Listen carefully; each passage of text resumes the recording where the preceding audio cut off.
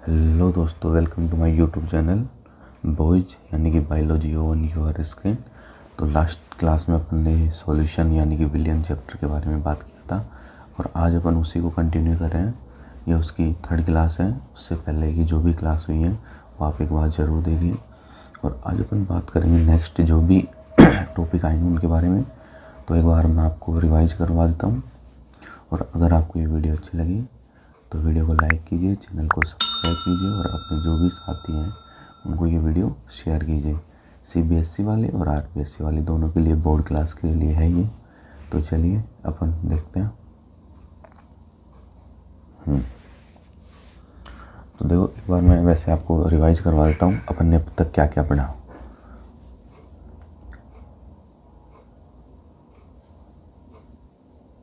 अपन ने सबसे पहले तो सॉल्यूशन के बारे में पढ़ा था। सॉल्यूशन किसे कहते हैं? विलय और विलायक के मिश्रण को। उसके बाद में अपन ये डायग्राम देखा था। और फिर अपन ने विलयन के प्रकार पढ़े थे, जिसमें था क्या, एक तो था समांगी मिश्रण, एक था विषमांगी मिश्रण। समांगी में तो प्रत्येक भाग का संगठन था वो समान था, और विषमांगी में क्या था, प्रत्येक भाग का संगठन समान नहीं था। उसके बाद में अपन ने क्या पढ़ा था, द्विअंगी और त्रिअंगी विलयन, मतलब जिसमें दो अवयव प्रेजेंट हो, विलय और विलायक, और जिसमें तीन अवयव प्रेजेंट हो, या तो विलय के दो हो सकते हैं या फिर विलायक के दो हो सकते हैं। टोटल मिला के तीन अवयव प्रेजेंट होंगे तब आप उसे त्रिअंगी विलयन कह सकते हो। नेक्स्ट अपन बात करते हैं विलायक की भौतिक प्रावस्थाओं के आधार पर विलयन के प्रकार। देखिए ये क्या है, अपन ने तीन टाइप के विलयन बनाए थे। सबसे पहला जो विलयन बना था गैसीय, द्रव्य, और उसके बाद में जो लास्ट में आएगा वो ठोस। जो गैसीय विलयन था उसमें विलायक के रूप में अपन ने क्या लिया था, गैस। ऐसे ही जो द्रव्य विलयन था उसमें विलायक के रूप में अपन ने क्या लिया था, द्रव। फिर इसमें विलय अपन ने चेंज किया था। पहले अपन विलय डाला था गैस, फिर द्रव्य, फिर ठोस। आपको ये एग्जाम्पल याद करने हैं, किसी भी कंपटीशन एग्जाम में ये एग्जाम्पल पूछे जाते हैं, ठीक है। नेक्स्ट अपन बात करते हैं द्रव्य विलयन के लिए। अपन ने उसमें सेम कंडीशन, उसमें अपन ने विलायक में द्रव लिया था और बाकी सब में ये एक बार डाल के अपन ने देखा था। जो एग्जाम्पल थे वो आपको एक बार फिर से रिवाइज और याद करने अच्छे से एग्जाम में पूछे जाते हैं। नेक्स्ट अपन ने बात किया था ठोस। ठोस में आपको बताया था कि जो विलायक होता है वो ठोस होता है, बाकी इसमें डिफरेंट फॉर्म में डाले जाते हैं, और ये इनके एग्जाम्पल्स हैं, जिसमें सोडियम अम्लगम और मिश्र धातु आपको याद करना है। नेक्स्ट अपन बात करते हैं सांद्रता। सांद्रता में अपन ने, इसको आपको देखना ही अच्छे से, विलायक की निश्चित मात्रा में प्रेजेंट विलय की मात्रा, यानी कोई विलायक ले लिया आपने, उसमें कितना विलय घोला, उसकी जो निश्चित मात्रा होती है विलय की, वही उसकी क्या कहलाती है, सांद्रता। इसमें दो तरह की मात्रक आते हैं। पहला तो W/V यानी कि भार आयतन मात्रक, दूसरा आता है W/W यानी कि भार मात्रक। अपन ने W/V में बात किया था, जो विलय होता है वो भार यानी कि ग्राम में, और जो विलयन होता है वो आयतन यानी कि ml में। जैसे मैंने लिखा 10% W/V H2SO4 का जलीय विलयन।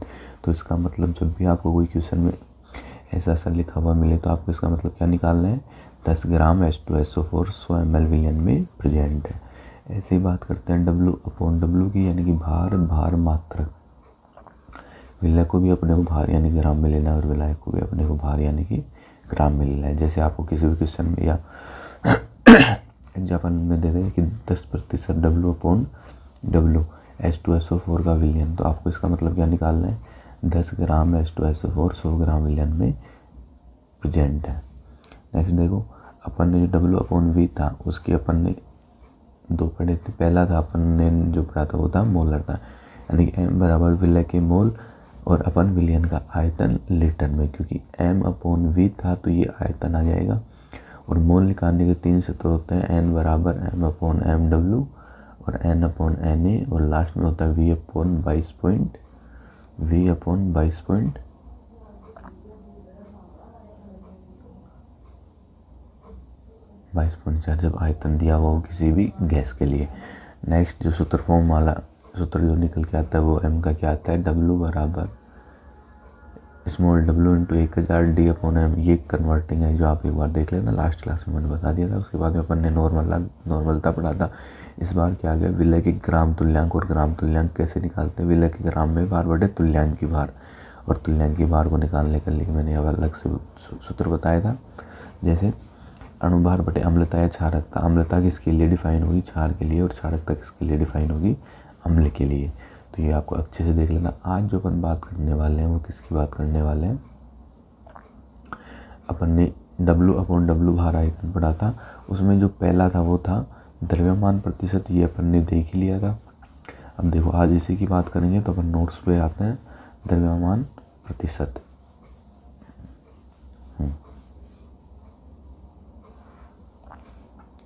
लास्ट क्लास में अपन ने मोललता वाला, हाँ ये क्वेश्चन कर लिया था, यहाँ तक ये वाला क्वेश्चन अपन ने कर लिया था। अब नेक्स्ट बात करते हैं अपन यहाँ से।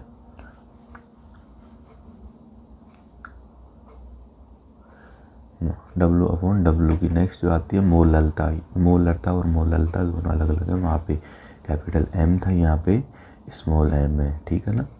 तो ये स्मॉल m है किसके लिए? मोललता के लिए। तो 1 किलोग्राम या फिर 1000 ग्राम विलायक में घुले हुए विलय के मोलों की संख्या। वहाँ पे अपन ने आयतन लिया था 1 लीटर, यहाँ पे अपन ने 1000 ग्राम विलायक लिया ग्राम में। तो देखिए मोललता यानी कि स्मॉल m बराबर विलय के मोल बटे विलयन का भार किलोग्राम में, और जो इससे सूत्र निकल के आएगा वो ये अपन ने पहले ही बता दिया था। तो मोललता का सूत्र आता है विलय का ग्राम में भार बटे विलयन का अणुभार इंटू विलायक का भार kg में। तो इसको एक बार आप देख लेना। नेक्स्ट अपन बात करते हैं थोड़ा कन्वर्टिंग की। तो कन्वर्टिंग, यदि आप विलायक के भार को क्या मानते हो? W0, तो मोलरता का सूत्र क्या हो जाएगा? W/M, और ये आ जाएगा W0 और 1000 चला जाएगा ऊपर, मात्रक आता है मोल पर kg। क्वेश्चन देखो एक बार, मैंने लिखा 20% W/W NaOH के जलीय विलयन की मोलरता ज्ञात करते हो। यानी कि क्या होगा? 20 ग्राम NaOH 100 ग्राम विलयन में प्रेजेंट है। तो विलायक क्या होता है? एक तो होता है विलयन। विलयन किससे मिलके बनता है? विलय प्लस विलायक। विलयन है अपने पास में 100 ग्राम, जिसमें से 20 ग्राम तो ये है, तो बच जाएगा क्या? ये 80 ग्राम। तो मैंने लिख दिया 80 ग्राम हो गया विलायक का भार। और NaOH की मोल कितने हो गए? 40। मोल कैसे निकालेंगे? स्मॉल n बराबर ग्राम में भार बटे अणुभार। ग्राम में भार है 20 और अणुभार है कितना हो जाएगा उसका अणुभार? NaOH का, Na का होता है 23, ऑक्सीजन का होता है 16 और H का होता है 1। कितने हो गए? 24, 36, 40 हो गए अणुभार। तो ऐसे निकाल लेंगे। ये मोल नहीं है, ये इसका अणुभार लिख रखा है यहाँ पे। तो देखो स्मॉल m बराबर 20/40 1000/80, तो इसका जाएगा 25/4। ये मोल नहीं है, ये इसका अणुभार है। क्या है इसका? अणुभार।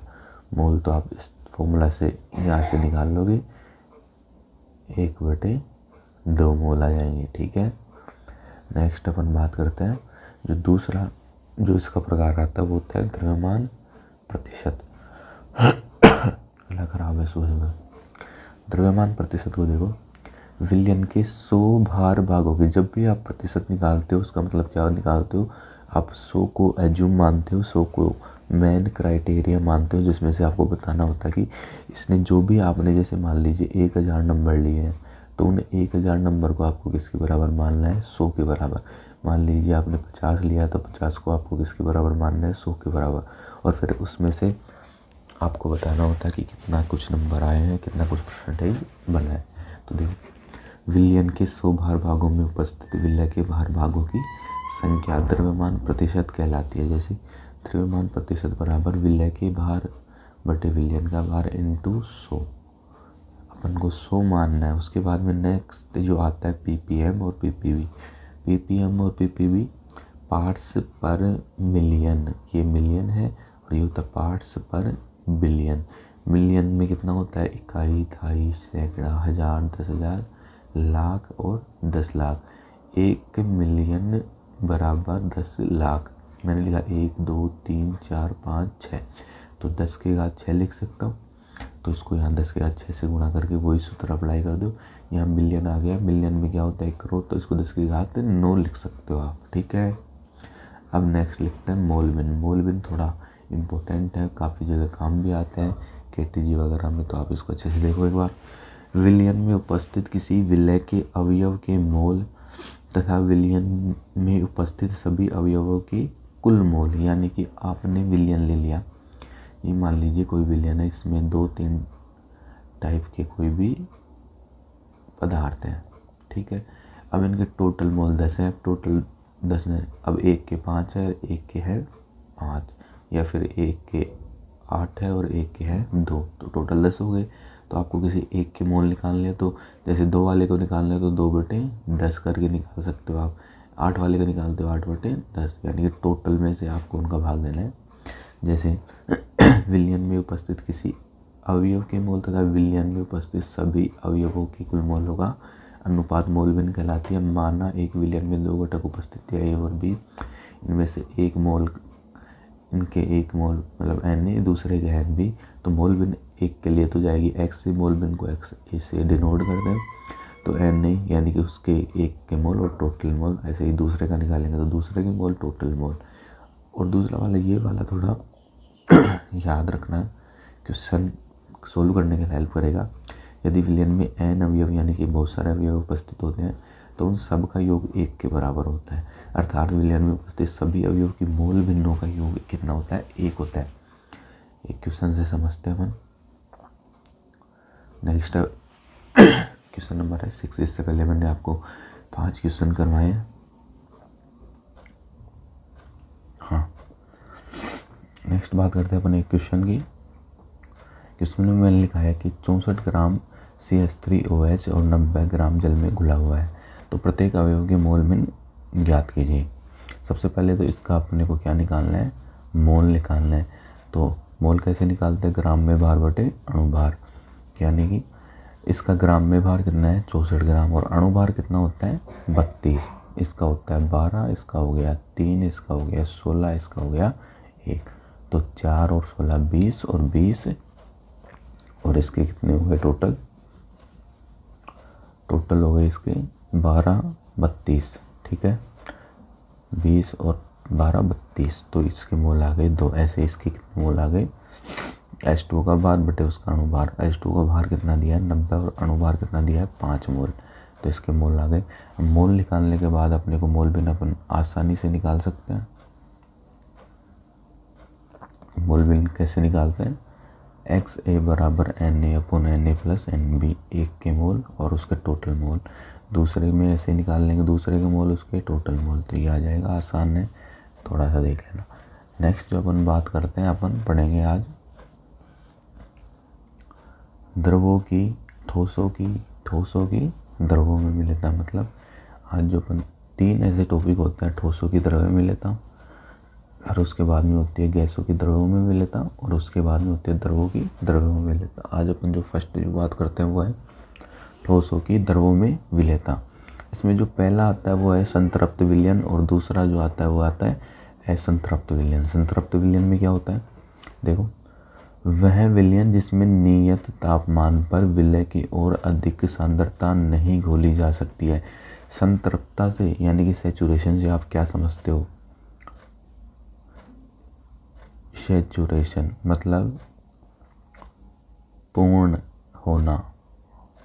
मतलब अपन को प्यास लगती है, पानी पीते हैं, तो जब पानी अपन बिल्कुल फुल होकर पी जाते हैं, यानी प्यास फिर अपने को नहीं लगती, संतृप्त हो गए, तृप्त हो गए अपन। तो ये वैसा ही होता है। संतृप्त का मतलब आप उसमें और ज़्यादा नहीं घोल सकते। अगर आपको ज़्यादा घोलना है तो आपको कुछ बदलाव करने पड़ेंगे, तापमान बढ़ाना पड़ सकता है, आपको प्रेशर वगैरह भी आपको बढ़ाना पड़ सकता है, लेकिन नियत तापमान पर ये पॉसिबल नहीं हो पाएगा। तो आप उसको क्या कहोगे? संतृप्त विलयन। असंतृप्त विलयन उल्टा हो जाएगा इसका। वह विलयन जिसमें नियत तापमान पर विलय की और अधिक मात्रा नहीं घोली जा सकती। असंतृप्त विलयन और अधिक मात्रा घोली जा सकती है, इसमें तो नहीं घोली जा सकती, इसमें घोली जा सकती है। क्या कहलाता है? असंतृप्त विलयन कहलाता है। अब देखिए नेक्स्ट जो आता है विलेयता। विलेयता किसे कहते हैं? नियत तापमान पर किसी संतृप्त विलयन में घुली हुई देखो, नियत तापमान पर किसी संतृप्त विलयन में घुली हुई विलय की मात्रा क्या कहलाती है? विलयता कहलाती है।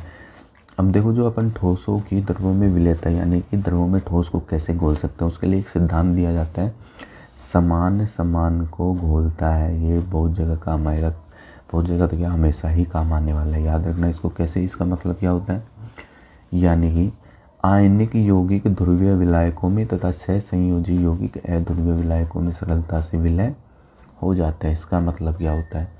देखो,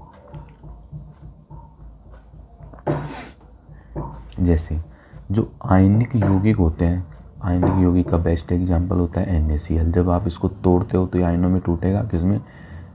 Na+ और Cl-, ये इसके आयन हो गए। अब जो आयन होते हैं उन पे आवेश होते हैं, यानी एक तरह से ये ध्रुवीयता का काम करते हैं और ये फिर किसमें विलय हो जाते हैं? ध्रुवीय विलायकों में। ऐसे ही जो सहसंयोजी यौगिक होते हैं वो किसमें घुल जाते हैं? अध्रुवीय विलायकों में घुल जाते हैं। तो ये सिद्धांत होता है, समान समान को घोलता है, यानी कि जो आयनिक होते हैं वो ध्रुवीय में और जो सहसंयोजी होते हैं वो अध्रुवीय विलायकों में सरलता से घुल जाते हैं। क्वेश्चन देखो, आयनिक यौगिक ध्रुवीय विलायकों में सरलता से विलय हो जाते हैं, क्यों? वही आ गया, मैंने एग्जाम्पल जो दिया था, ध्रुवीय विलायक होता है क्या? जल।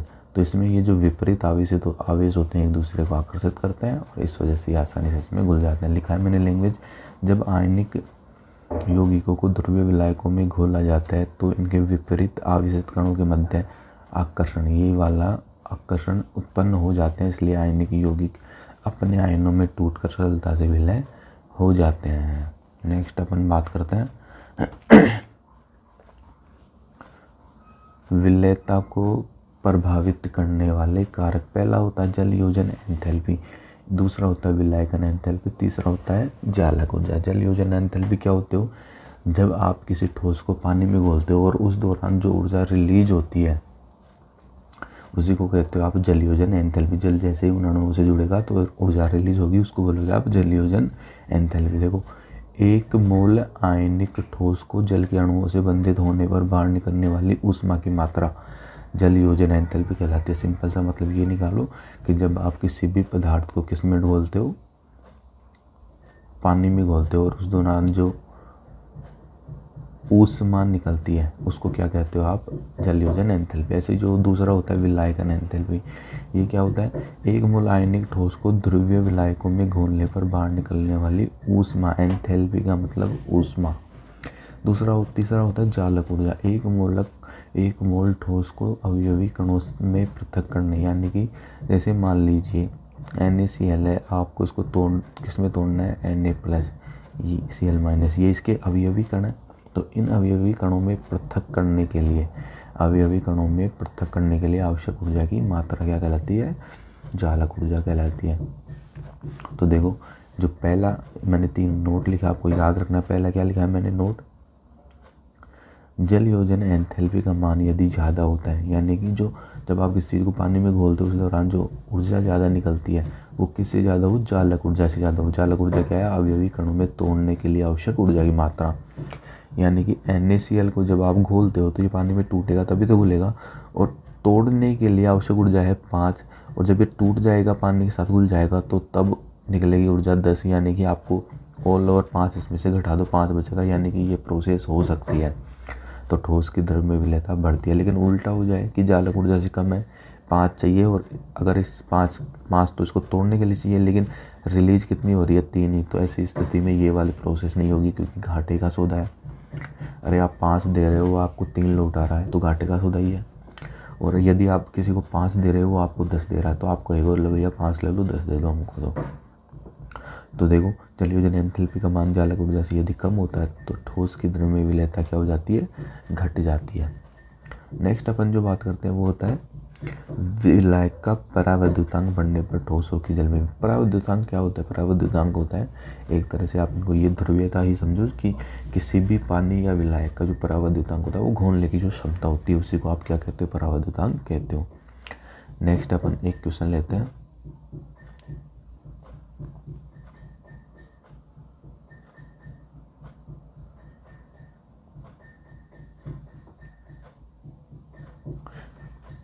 क्वेश्चन नंबर 7, NaCl जल में सरलता से विलय हो जाता है लेकिन बेंजीन में नहीं।